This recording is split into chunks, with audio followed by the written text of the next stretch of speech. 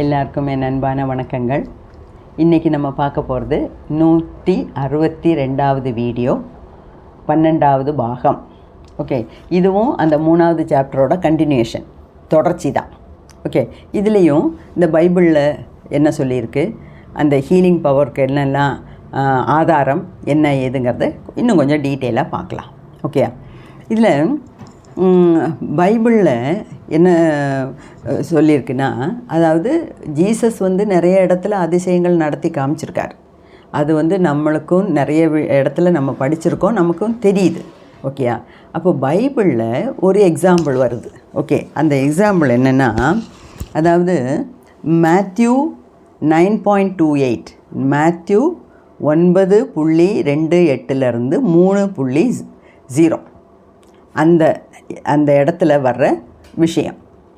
இது ஃபுல்லாக நான் வாசிக்கலை, ஏன்னா இது ஏற்கனவே அது இங்கிலீஷ் ஒரு மாதிரி வேறு மாதிரி நம்ம யூஸ் பண்ணுற இங்கிலீஷ் இல்லை, அதை நான் ஏற்கனவே சொல்லிட்டேன். அதாவது அதோட அர்த்தத்தை சொல்கிறேன். அதாவது ஒரு வீட்டுக்கு ஜீசஸ் போகிறார். அந்த வீட்டில் கண்ணு தெரியாத ஒரு குருடன் வசிச்சிட்ருக்கான். அப்போ ஜீசஸ் அந்த வீட்டுக்குள்ளே நுழைஞ்ச உடனே இந்த குருடன் அவரை கும்பிட்டு, ஐயா, என்னோடய கண் பார்வை எனக்கு கிடைக்கணும், எனக்கு கண்ணை ஹீல் பண்ணி கொடுங்கோ அப்படின்னு சொல்கிறேன்.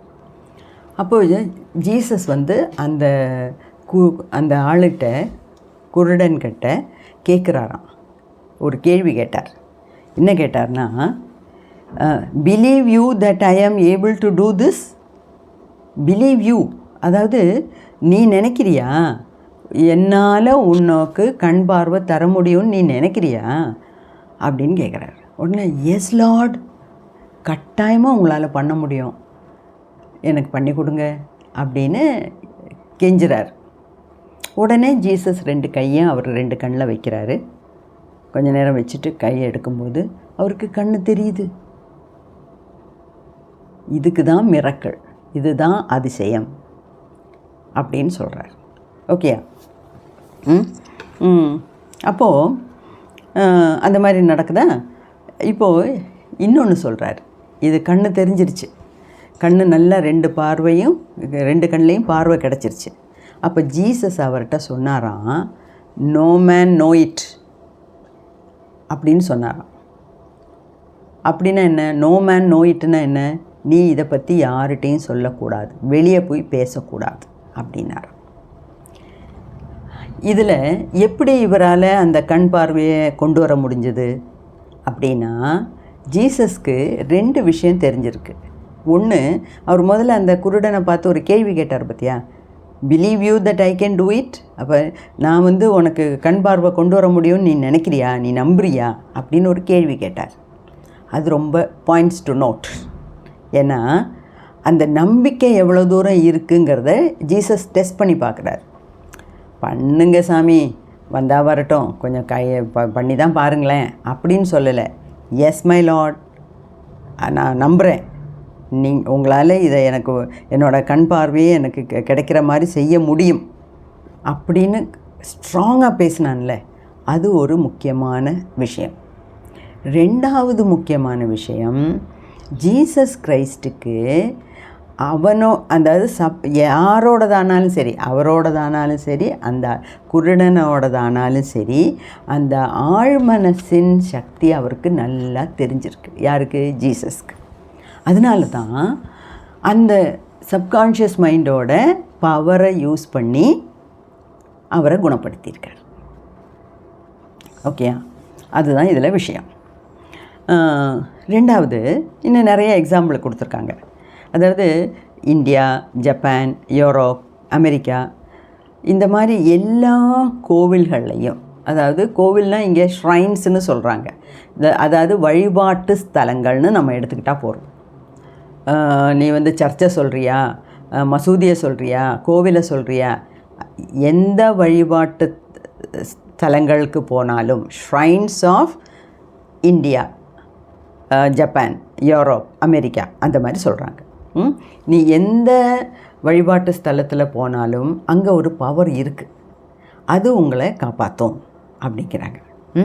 அதாவது வேர்ல்டு ஃபேமஸ் ஒரு கோயில் இருக்குது. அதுக்கு பேர் வந்து டயபெட்ஸு அப்படிங்கிற ஒரு கோயில். அதில் 42 அடி உயரத்துக்கு ஒரு புத்தனோட சிலை இருக்குது. அந்த புத்தனோட சிலை அங்கே வந்து அது புத்தனோட சிலைன்னு நினச்சி அவங்க கும்பிடலை, புத்தனாக நினச்சி இவங்க மனசுருகி பிரார்த்திக்கிறாங்க. அதில் அவங்களோட பிரார்த்தனை நிறைவேறுது. அதுக்கு அடையாளமாக இவங்களுக்கு எது ரொம்ப பிடிக்குதோ அதையெல்லாம் கையில் கிடச்சதெல்லாம் வாங்கி எல்லாம் கைகளில் கிடச்சதெல்லாம் கொண்டு போய் புத்தரோட காலடியில் சமர்ப்பிக்கிறாங்க. என்ன பழங்கள், காசு, அரிசி, இந்த மாதிரி அவங்களுக்கு எது கையில் கிடைக்குதோ அதெல்லாம் கொண்டு போய் புத்தரோட காலடியில் சமர்ப்பிக்கிறாங்க. ஏன்னா அந்த புத்தரை வேண்டிக்கிட்டதுனால தான் எனக்கு இந்த வியாதி மாறுச்சு, எனக்கு பணம் கிடச்சிது, நான் கோடீஸ்வரி ஆனேன் அப்படிங்கிற அந்த ஞாபகம் இருக்கு இல்லையா, அந்த நினப்பு. அதுக்கு அந்த நன்றி கடன், நினப்புன்னு கூட சொல்லக்கூடாது, அந்த நன்றி கடனுக்காக கையில் கிடச்சதெல்லாம் கொண்டு போய் புத்தாவோட காலடியில் சேர்க்குறாங்க. அதே மாதிரி ஒரு குழந்தை, ஒரு சின்ன பொண்ணு, குழந்தைன்னு இல்லை சின்ன பொண்ணு, எங்கள்னு கொடுத்துருக்காங்க. ஒரு 10 வயசு இருக்கலாம், 15 வயசு இருக்கலாம். அந்த பொண்ணு 2 ஆரஞ்சு கொண்டு போய் புத்தரோட காலுக்கு அடியில் வச்சு பிரார்த்தனை பண்ணிட்டு வருது. அப்போ அங்கே நின்ன ஒரு கைடு சொல்கிறாரு, டாக்டர் ஜோசப் மர்ஃபிட்ட சொன்னதாக இருக்கலாம், கைடு சொல்கிறாரு, இந்த பொண்ணுக்கு சத்தமே வராமல் இருந்தது, இங்கே வந்து வந்து வந்து பிரார்த்தனை பண்ணி இப்போ நல்லா பேசுகிறான். அந்த அந்த நன்றி கடனுக்காக தான் அவள் கையில் கிடச்ச அந்த சின்ன சின்ன ஆரஞ்செல்லாம் கொண்டு வந்து புத்தருக்கு திருப்பி கொடுக்குறா அப்படின்னு அந்த கைடு எக்ஸ்பிளைன் பண்ணாராம். அப்போது எப்படி இருக்குது பாருங்கள், அந்த குழந்தைக்கு, குழந்தைன்னா என்ன ஒரு 10 வயசு இருக்குமா இருக்கும், 5 வயசு இருக்குமா இருக்கும், யாருக்கோ அந்த வயசில் அந்த நம்பிக்கை, எனக்கும் பேச முடியும், எனக்கு அந்த கெப்பாசிட்டி வரும், எனக்கு கிடைக்கும் அப்படிங்கிற அந்த நம்பிக்கையோட உறுதியோடு இருந்து அந்த புத்தனை பார்த்து இவ பிரார்த்தனை பண்ண நேரத்துக்கு இவளுக்கு திருப்பி சத்தம் வந்துருச்சுன்னா அப்போ எவ்வளோ பெரிய விஷயம் இல்லையா? அப்போ அதில் என்ன அங்கே முக்கியமாக புத்தரோட சிலை தொண்டையை க்ளீன் பண்ணிச்சா? இல்லை.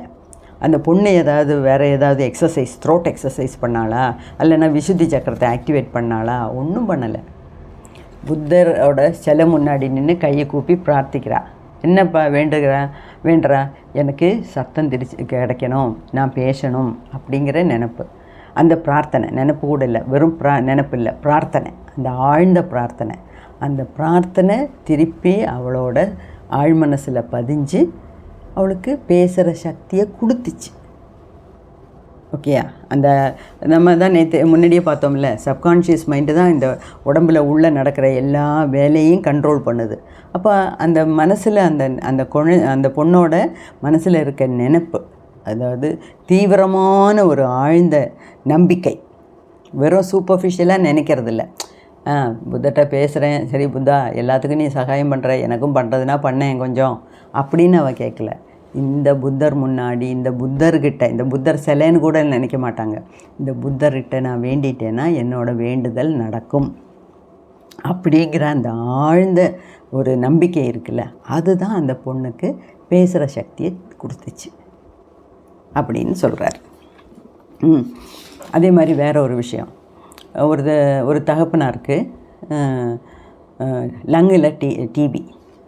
சரி, அந்த காலத்தில் இந்த சிக்கன் பாக்ஸு, இந்த ஸ்மால் பாக்ஸு, லங் டிபி இதெல்லாம் ரொம்ப ஜாஸ்தி இருந்தது. ஏன்னா வைரஸ்ஸு, பாக்டீரியா, அதுவும் இதெல்லாம் காற்றுல பரவுறது. இப்போ டிபி இருக்கிற ஆள் இப்போ ஒரு வீட்டில் இருந்து சதா சர்வ காலமும் இருமிகிட்டே இருக்கார். அப்போ அந்த லங் இன்ஃபெக்ஷன் ஆனதுனால அங்கே இருக்க பாக்டீரியாலாம் காற்றுல வெளியே வரும். அப்போ அந்த வீட்டில் இருக்க மற்றவங்க, அந்த ரூமில் இருக்கவங்கலாம் அதே காற்றை சுவாசிக்கிறதுனால அவங்களுக்கும் டிபி வரும். அப்போ அந்த காலத்துலலாம் இந்த அம்மை போட்டு இறக்குறவங்க, இந்த டிபி இறக்குறவங்கெல்லாம் ஜாஸ்தி. ஏன்னா அப்போ ஆன்டிபயோட்டிக் கிடையாது, அதுக்கு உண்டான மருந்துகள் கிடையாது, அதை ப்ரிவென்ட் பண்ணுற மெத்தட்ஸ் அவங்களுக்கு தெரியல. அதனால் நிறைய லட்சக்கணக்கான ஆளுங்க இதில் லங் டிபினாலேயும் ஸ்மால் பாக்ஸ்னாலேயும் இறந்துருக்காங்க. ஓகே, அந்த காலத்தில் அப்போது ஒருத்தருக்கு இந்த லங் டிபி ரொம்ப கஷ்டப்படுறாரு. அப்போ அவங்க பிள்ளைக்கு மகனுக்கு அதை பார்க்க இவர் ரொம்ப வருத்தமாக இருக்குது. ஒரு நாள் ரோட்டில் நடந்து போகும்போது அங்கே ஒரு சின்ன இரும்பு துண்டு பார்க்குறார். அதை கையில் எடுக்கிறார். அந்த இரும்பு துண்டு ரோட்டில் கிடந்த இரும்பு துண்டை எடுத்துகிட்டு அவங்க அப்பா வீட்டுக்கு வந்து அவங்க அப்பாவை போய் பார்க்குறாரு. அவங்க அப்பாட்ட சொல்கிறாரு, அப்பா இந்த இது வந்து நான் $500 கொடுத்து வாங்கியிருக்கேன்ப்பா, இதை மட்டும் நீ உன் உடம்புல வச்சுக்கோயேன், உனக்கு எல்லா வியாதியும் மாறிடும்பா அப்படின்னு அதை இந்த இரும்பு துண்டை பற்றியே இந்த பையன் பேசுகிறான். பேசுகிறத கேட்க அவங்க அப்பா எந்திரிச்சு அவன் கையில் இருந்த இரும்பு துண்டை பிடுங்கிறார். கையில் இருந்த இரும்பு துண்டை பிடுங்கி நெஞ்சு மேலே வச்சு அப்படியே படுத்து தூங்குறார். இந்த லங் டிபினால் அப்பா ரொம்ப கஷ்டப்படுறாரு. அப்போ இந்த பையன் வந்து மகன் ரொம்ப அதை அப்பா கஷ்டப்படுறத பார்த்து ரொம்ப மனசை வருத்தப்பட்டுட்டு இப்படியே ஒரு நாள் வேலைக்கு போயிட்டு சாயங்காலம் திரும்பி வரும்போது இப்படியே யோசித்துக்கிட்டே வர்றாரு. இந்த ரோட் சைடு ஒரு இரும்பு துண்டு கிடக்கு. அந்த இரும்பு துண்டை கையில் எடுக்கிறார். எடுத்துகிட்டு வந்து வீட்டுக்கு கொண்டு வந்து அப்பா கிட்ட பக்கத்தில் உட்காந்து பேசுகிறார் மகன். அப்பா இது வந்து $500 கொடுத்து வாங்கிட்டு வந்திருக்கேன்ப்பா, இது வந்து உங்களுக்கு உங்களோட வியாதியை போக்கக்கூடிய சக்தி இதில் இருக்குது, இது அப்படி ஆக்கும் இப்படி ஆக்கும்னு அதை பற்றி ரொம்ப ஸ்லாகிச்சு பேசிகிட்டு இருக்கார். அப்பாவுக்கு கேட்க ரொம்ப அதில் நம்பிக்கை வருது. பையன் இதை காமிச்சு பேசிகிட்டு இருக்கும்போதே அப்பா பெட்டில் இருந்து எந்திரிச்சு கையிலேருந்து அந்த பையன் கையிலேருந்து அதை பிடுங்கி நெஞ்சில் வச்சுட்டு பிரார்த்தனை பண்ணிவிட்டு அப்படியே தூங்கிட்டார். அடுத்த நாள் காலையில் எந்திரிச்சா அவருக்கு டிபியே இல்லை. இப்போ டிபியே இல்லைன்னா எப்படி நீங்கள் கண்டுபிடிப்பீங்க அப்படின்னு நம்ம கேட்கலாம். டிபி இருந்தால் சதா சர்வகாலமும் இருமிகிட்டே இருப்பாங்க, வாயிலேருந்து இந்த கோழை வந்துக்கிட்டே இருக்கும். ஓகே, ஏன்னா லங்ஸில் இன்ஃபெக்ட் ஆகிட்டே இருக்குல்ல, அந்த இன்ஃபெக்ஷனை தான் அந்த கோழையில் இந்த கபம் சளி அப்படிம்போம்ல அதில் வந்துக்கிட்டே இருக்குது. அவருக்கு அந்த எந்த உபாதையும் இல்லை. அந்த டிபி நுரையீரலில் வர்ற அந்த காச நோயோட எந்த உபாதையும் இல்லாமல் நார்மலாக இருக்கார். அப்போது ஹாஸ்பிட்டலுக்கு போய் டெஸ்ட் பண்ணுறாரு. டெஸ்ட்டில் நெகட்டிவ்னு வருது. பாசிட்டிவ்னா டிபி உண்டு, நெகட்டிவ்னா டிபி இல்லை. டெஸ்ட் பண்ணால் டிபி இல்லை. அப்புறம் அப்போ அதுக்கு என்ன இதுக்கு எது காரணம்னு நீங்கள் நினைக்கிறீங்க? அந்த ரோட்டு சைடு கடந்த இரும்பு துண்டா, அதோ அவர் அந்த இரும்பு துண்டை நெஞ்சு மேலே வச்சு பிரார்த்தனை பண்ணி அந்த இரும்பு துண்டு மேலே வச்சுருந்த நம்பிக்கையா? அவர் இரும்பு துண்டை வாங்கி நெஞ்சு மேலே வச்சு பிரார்த்தனை பண்ணினது சப்கான்ஷியஸ் மைண்டுக்கு போயிருக்கு. அப்படியே தூங்கி போயிட்டார். சப்கான்ஷியஸ் மைண்டு வேலை பார்த்துருக்கு. நுரையீரலோட காச நோயை கம்ப்ளீட்டாக மாற்றிருக்கு ஒரு நாளில்.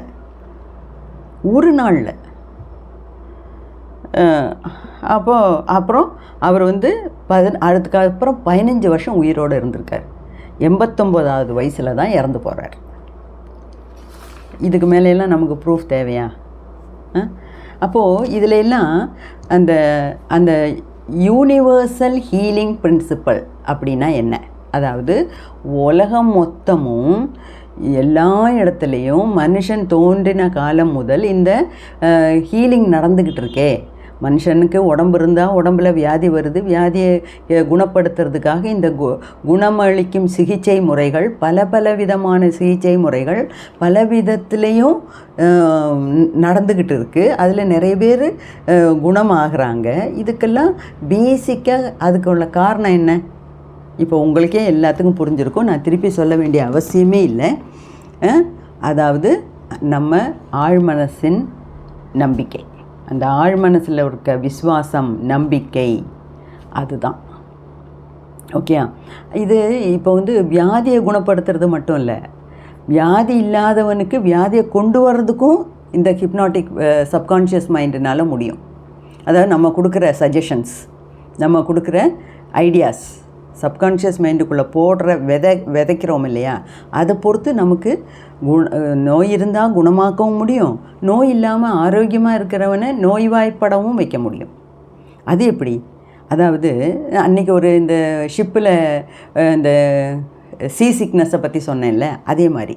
அதாவது ஒரு ஹெல்த்தியாக ஆரோக்கியமாக இருக்க ஒரு ஆளை படுக்க வச்சு அவனோட அந்த ஆழ்ந்த தூக்க நிலைக்கு கொண்டு போய் அவன் சப்கான்ஷியஸில் மைண்டில் நம்ம பேசினோன்னா என்ன பேசுகிறோம், இது பார் உன் உடம்பு அப்படியே கொதிக்குது, 104 டிகிரி பயங்கரமான சூடு உன் உடம்புல அப்படின்னு சொல்லிக்கிட்டே இருந்தோம்னா உடம்பு 104 டிகிரி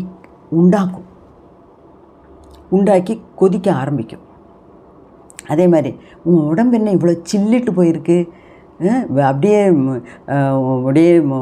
உதறுதே உடம்பெல்லாம், அந்த பனி தாங்க முடியலையே, குளிரால் உதற மாதிரி இல்லை இருக்குது உன் உடம்பு, ஏன் இப்படி இவ்வளோ ஆடிட்டே இருக்குது அப்படின்னு சப்கான்ஷியஸ் லெவலில் சொல்லிக்கிட்டே இருந்தோம்னா அவன் உடம்பு அந்த மாதிரி குளிரலால் நடுங்கிற மாதிரி ரியாக்ஷன்ஸு கொண்டு வரும்.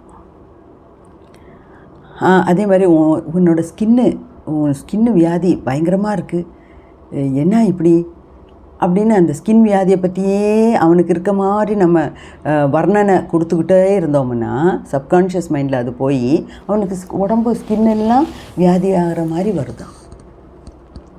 அதே மாதிரி ஒரு ஆளுக்கு பெராலிசிஸ் வந்துச்சு, பக்கவாதம். அதாவது ஒரு சைடு கை காலெல்லாம் செயல் இழக்கிறதுக்கு பேர் தான் பக்கவாதம், பெராலிசிஸ். அப்போது யூ ஆர் பேரலைஸ்ட், அதாவது உனக்கு பக்கவாதம் வந்துருச்சு, உனக்கு வலது கையை எடுக்கவே முடியாது, உனக்கு வலது காலம் எடுக்க முடியல, ஐயோ ரொம்ப மோசமான நிலைமையில் இருக்க அப்படின்னு சொல்லிக்கிட்டே இருந்தோம்னா அவனுக்கு கை தூக்க முடியாது, காலை அசைக்க முடியாது, பக்கவாதம் வந்த மாதிரியே அவனும் பிஹேவ் பண்ணுறான். அப்போ நெகட்டிவை பாசிட்டிவாக்க முடியும், பாசிட்டிவை நெகட்டிவாக்க முடியும். அவ்வளோ பவர் நம்ம ஆழ் மனசுக்கு உண்டு. அதை மட்டும் நம்ம ஞாபகம் வச்சுக்கிட்டா போகிறோம். ஓகேயா? இதில் இன்னொரு சின்ன எக்ஸாம்பிள். டாக்டர் ஜோசப் மர்ஃபி இந்த புக்கில் எழுதலை, ஆனால் நான் இது வேறு எங்கேயோ படித்த ஞாபகம். அதாவது ஒரு லேடிக்கு இந்த ரோஜா பூவை நிஜமாக ரோஜா பூவை பார்த்தா மோந்து பார்க்கணுன்னு இல்லை, கண்ணால் பார்த்தாலே போகிறோம், அவங்களுக்கு என்னமோ அலர்ஜி, தும்ம ஆரம்பிச்சிருவாங்க. அப்போது அந்த லேடி ஒரு பெரிய ஹோட்டலில் ஒரு மீட்டிங் அட்டெண்ட் பண்ணுறதுக்காக போகிறாங்க. அந்த ஹாலுக்கு நடுவில் அந்த மேசை மேலே ஒரு பெரிய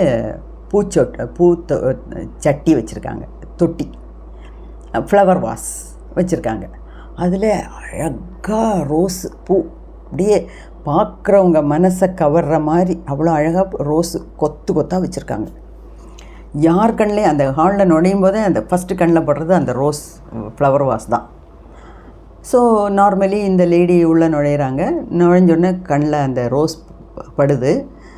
இவங்க ஐயையோ போச்சு போ, இன்றைக்கி மீட்டிங் அட்டன் பண்ண மாதிரி தான், இவ்வளோ ரோஸ் வச்சுருக்காங்க, எனக்கு தான் ரோஸ் பார்த்தாலே தும்மும், என்ன பண்ணுறது அப்படின்னு நினச்சிட்டு ஒரு இடம் கண்டுபிடிச்சி உட்கார்றாங்க.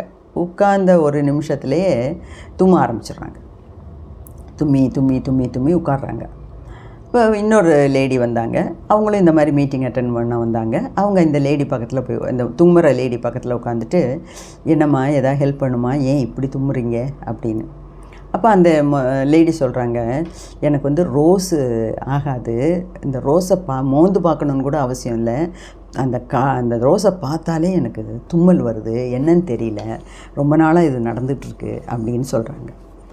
அப்போது அந்த ரெண்டாவது வந்து உட்காந்த லேடி என்ன சொல்கிறாங்க, அது உங்களுக்கு நேச்சுரல் ஃப்ளவர்ஸில் தானே தும்மல் வரும், இது நேச்சுரல் ஃப்ளவரே இல்லையே, அது ரொம்ப அழகாக இருந்தது, அதனால் நான் பக்கத்தில் போய் தொட்டு பார்த்தேன், என்னால் பக்கத்தில் பார்க்காம இருக்கவே முடியல, அதனால் ஓடினேன், போய் தொட்டு பார்த்தப்போ தான் தெரியுது அது ரியல் ஃப்ளவர்ஸே இல்லை, அது நிஜமான பூக்கள் இல்லை, அது பிளாஸ்டிக்கில், ஆனால் அவ்வளோ தத்ரூபமாக பண்ணி வச்சுருக்காங்க, அது பிளாஸ்டிக் ஆச்சேம்மா, அப்போ ஏன் நீங்கள் தும்முறீங்க அப்படின்னு கேட்ட உடனே கொஞ்ச நேரத்தில் இந்த அம்மாவுக்கு தும்மல் நின்று போச்சு.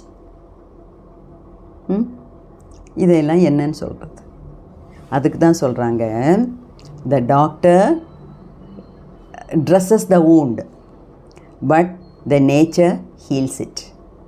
the doctor dresses the woundனா இப்போ ஒரு புண்ணு இருந்ததுன்னு வச்சுக்கோங்களேன், டாக்டர் என்ன பண்ணுவாங்க, அதை டாக்டரோ நர்ஸோ யாரோ அட்டெண்டர் அதை தொடச்சி மருந்து போட்டு கட்டு போடுவாங்க. டாக்டர் வந்து அதோடு நிறுத்திடுவார். உண்மையிலேயே அந்த புண்ணு ஆறுறதுக்கு யார் காரணம்? டாக்டர் இல்லை, அந்த அந்த பேஷண்ட்டோட மனசு. டாக்டர் கட்டு போட்டார், மருந்து போட்டார், நாளைக்கு சரியாயிடும் அப்படின்னு அந்த மனசில் நினைக்கிறாங்க இல்லையா? அந்த சப்கான்ஷியஸ், அவங்க ஆழ் மனசில் நினைக்கிற நினைப்பு, அந்த நம்பிக்கை, அதுதான் அவங்கள சரியாக்குது. ஸோ அதுக்கு அப்போ என்ன ஆக்சுவலாக என்ன நடக்குதுன்னா, the doctor dresses the wound but the nature heals it. nature heals it. நேச்சர்னால் என்ன? இயற்கை. இயற்கைன்னு சொல்லலாம், அல்லட்னா நம்ம ஆழ் மனசோட சக்தின்னு சொல்லலாம், அல்லட்னா ஒரு லா ஆஃப் செல்ஃப் ப்ரிசர்வேஷன். இந்த லா ஆஃப் செல்ஃப் ப்ரிசர்வேஷன் என்னென்னா, நம்ம உடம்புலையே ஒரு பவர் உண்டு. அதாவது மேக்சிமம் மற்ற எந்த வியாதியும் வராத மாதிரி ப்ரொடெக்ட் பண்ணுற ஒரு, நம்மளை பாதுகாக்கக்கூடிய ஒரு பவர் உண்டு. அந்த பவராக இருக்கலாம். ஸோ நேச்சருங்கும்போது இயற்கையாக இருக்கலாம், அல்லது நம்ம ஒவ்வொருத்தவங்க உடம்புலையும் சுயமாக அந்த வியாதிகளை வராமல் இருக்கிறதுக்கும் வந்தால் அதை போக்குறதுக்கும் உண்டான ஒரு செல்ஃப் ப்ரிசர்வேஷன் பவர் இருக்கலாம். இல்லாட்டினா the law of the subconscious mind. இதில் ஏதோ ஒன்று, இது எல்லாமே ஒன்று தான். தனித்தனி பேரில் சொன்னாலும் எல்லாமே ஒன்று தான். அதுதான் இங்கே வேலை செய்யுது. ஓகேயா? ஸோ இது இன்னும் நம்ம பார்க்க போகிறோம். இது ரொம்ப நிறைய இருக்கனால அடுத்த வீடியோவில் பார்க்கலாம். இது எல்லாமே ஒட்டுமொத்தமாக என்ன சொல்லுது? Power of the subconscious mind, வேறு ஒன்றும் இல்லை. ஓகேயா? நற்பவி நற்பவி நற்பவி.